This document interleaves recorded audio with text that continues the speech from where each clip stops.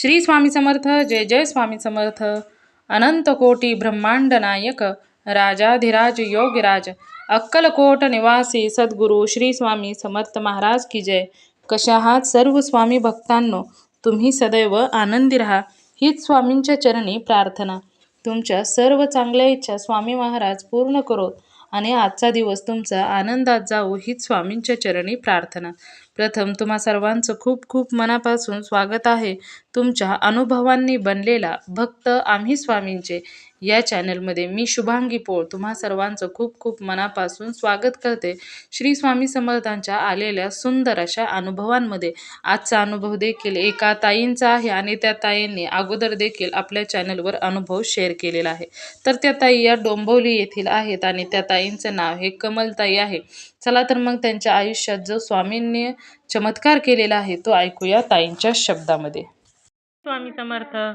श्री स्वामी समर्थ. शुभांगी ताई, हो बोला ना. मी फार दिवसांनी फोन केला. माझे 3 अनुभव दिले होते तुम्हाला. बरं बरं. नाव सांगितलं होतं का ताई? सांगते ना, मी कमल नाव आहे माझं. हा हा हा आलं लक्षात. हा आता पण मला सांगायचंय तुम्हाला. सांगू? अनुभव सांगायचा आहे? हो. बरं बरं सांगा. सुरुवात करू मी? हो सांगा ना. श्री स्वामी समर्थ. जय जय स्वामी समर्थ. मला आहे ना, म्हणजे हार्टचं आणि किडनीचं आणि ब्रेनचं हे तिन्हीचा आजार सुरू झाले होते. अरे बापरे. म्हणजे काय होतं? एकदम म्हणजे हार्ट मध्ये असं म्हणजे हार्टचं पंपिंग आहे ना ते नॉर्मल होत नव्हतं. अरे बापरे. तर डॉक्टरांनी सांगितलं एंजिओग्राफी किंवा एंजिओप्लास्टी करायला लागेल. मी म्हणलं चालेल. मी मनामध्ये म्हणलं की माझे स्वामी माझं मला काही घाबरायचं नाही. हो ना बरोबर. म्हणून मी हो म्हटलं. आणि स्वामीला जाताना मला ज्या दिवशी हे होतं ना ऍडमिट केलं आणि त्याच रात्री मला एंजिओग्राफी करायला घेतलं. त्याच्यावरच मी स्वामींनी सांगितलं तुम्ही माझ्या बरोबर थिएटरमध्ये या. आणि अक्षरशः म्हणजे जो डॉक्टर आहे ना ते असं वाटलं तर स्वामीच आहे. अरे बापरे. त्यांचे 15 मिनिटामध्ये म्हणजे एंजिओग्राफी झाली. डॉक्टर म्हणले सगळे नॉर्मल आहे. आता तुमचे हार्टबीट नॉर्मल होणार. आता काही नाही सगळं म्हणजे तुमच्याकडं हे ब्लड क्लॉट पण झालेलं नाहीये. काहीच नाहीये. अरे वा किती छान. आणि लगेच दुसऱ्या का तिसऱ्या दिवशी मला घरी पाठवलं. आणि तुम्हाला कशात पाहून मग सांगितलं होतं की तुम्हाला हार्टचा प्रॉब्लेम आहे?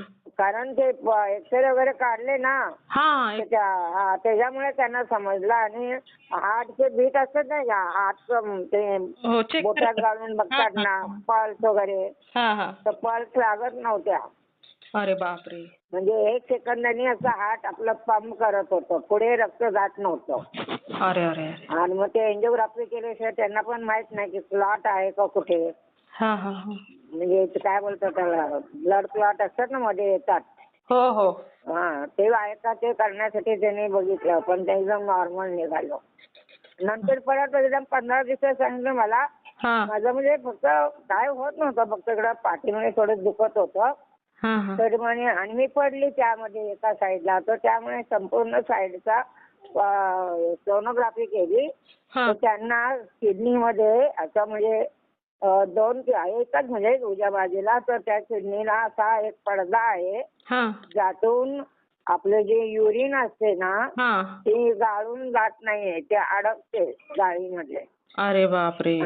त्यामुळे तुम्ही जर ते लवकर नाही केलं तर किडनी म्हणजे हे करायला लागेल. किडनीचं काय बोलतात हे किडनी काढून टाकायला लागेल. बापरे. तेव्हा पण मी घाबरलो. तेव्हा पण मी म्हटलं मी घाबरत नाही. माझ्यामध्ये स्वामी आहे.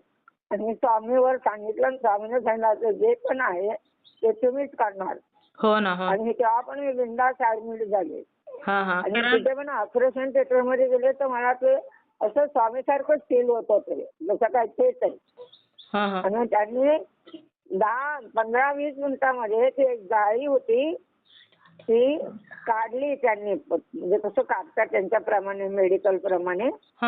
ती जाळी होती स्वच्छ झालं तेवढ्यावर भागलं. तो डॉक्टर म्हणाले आम्हाला वाटलं की किडनीमध्ये काहीतरी प्रॉब्लेम आहे तर तुमच्या किडनीचं म्हणजे ते देतात ना युरिनचं ते जातं सारखं काढायचं काय बोलतात युरिन युरिनला काय करतात ना, युरिनला होत नसेल तर बघा ते मशीनवरने काढतात, त्याला काय बोलतात? नाही हो मला माहिती. अरे माझ्या तोंडासमोर नाव आहे. तर आपल्याला जातात ते युरिन मग करतात, ते तसं करावं लागेल, मग किडनी फेल्युअर होईल असं डॉक्टरने सांगितलं. पण तसं काही नाही झालं, व्यवस्थित झालं. ते पण 3 दिवसामध्ये मी होऊन नॉर्मल होऊन घरी आले. नंतर 15-20 दिवसांनी काय मिळतं, त्या 2 महिन्यामध्ये साडेसातीच होती. अरे 2 महिने आणि मग लगेच मला जणवलं चक्कर आलेली पडली. तर मला असा अंदाज आला आणि मला डोक्यात असं ब्रेन मेंदू फिरतोय असं वाटायचं. अरे डोक्याला आपण डोकं उशीवर टाकायला गेलो ना की 1 सेकंदासाठी ब्लँक होतं मला. जसं काय दिसत नाही ना, असं मेंदू हलतो असं व्हायचं. काही सुचतच नव्हतं मला. तेव्हा पण मी ते डॉक्टरकडे गेले, न्यूरोलॉजिस्टकडे. त्यांनी पण सांगितलं हे करायला लागेल. मी तर घाबरली नाही, कारण मला माहिती आहे स्वामी आपल्या मागे. हे 2 महिन्यामध्ये एवढे झाले. तुम्हाला जे पण करायचंय तेवढं तुम्ही करा. त्यांनी पण केलं. त्यांनी म्हणा सिटी स्कॅन केलं. तर सांगितलं काही नाहीये तुमच्या वयाच्या मानाने, ते तुम्हाला चक्कर येते, मी गोळ्या लिहून देतो आणि आता बघा त्याने बरं वाटते मला. अरे वा, पण स्वामींसाठी की असं काहीच नाही ना ताई. म्हणजे 2 महिन्यामध्ये 3 एवढं माझे डेंजर होते, ते स्वामी समर्थांनी स्वतः थोड्यावर भागवलं. हो ना. स्वामींसाठी अशक्य असं काहीच नाही हो. हो, त्यांनी सगळं केलं, सगळं त्यांनीच. डॉक्टर पण तेच होते. अशी समजते. मग तुम्ही कोणाच्या ना कोणाच्या रूपात येऊन मदत करून जातातच ना ताई. हो. आणि त्यांचं नाव घेऊन ऑपरेशन थिएटर मध्ये जायचं. आणि तुम्ही घसरला कसं काय ताई, म्हणजे पडला कसं? काय पडला कसं तुम्ही? पडला, चक्कर येऊन पडली मी. बापरे. देवाच्या याला बसल्या अशा अंधारे आले. मी डॉक्टर म्हणजे स्वामींच्या समोरच उभी होती. आणि मला माहित पडते की मी पडते, असं बॅलन्स जाते. तर स्वामीला म्हणलं, स्वामी मी पडते, मला माहिती आहे मी पडते. मी असं खुर्ची बिरची बघत होते, पण काय हाताला आली नाही. तसं माझ्या बॉडीमुळे आणि बॉडी म्हणजे काय ताकद नसल्यामुळे पडली होती मी. बापरे. शुद्धीच होती, जसं बोलतात ना नॉर्मली दिसतंय आपल्याला सगळं वगैरे, काय असं लागलं वगैरे नाही सगळं, पण चक्कर येऊन पडली होती. तेव्हा ते डॉक्टरनं सांगितलं. बापरे. डॉक्टर म्हणाले ब्रेन मध्ये बघूया आपण काय आहे का, पण सगळं नॉर्मल आहे. अरे वा. म्हणजे तिन्ही गोष्टीमध्ये थोडक्यावर सगळं निघवलं बघा.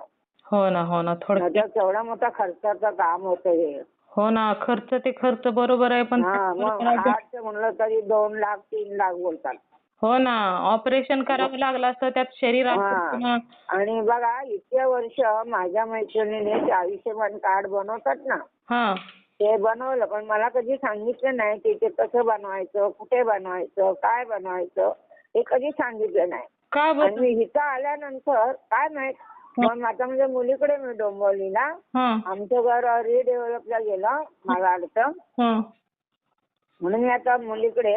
तिकडे आल्यानंतर मी अशीच फिरत गेली, तर तिथे लिहिले ते सर्व प्रकारचे हे बनवलं जाईल कार्ड.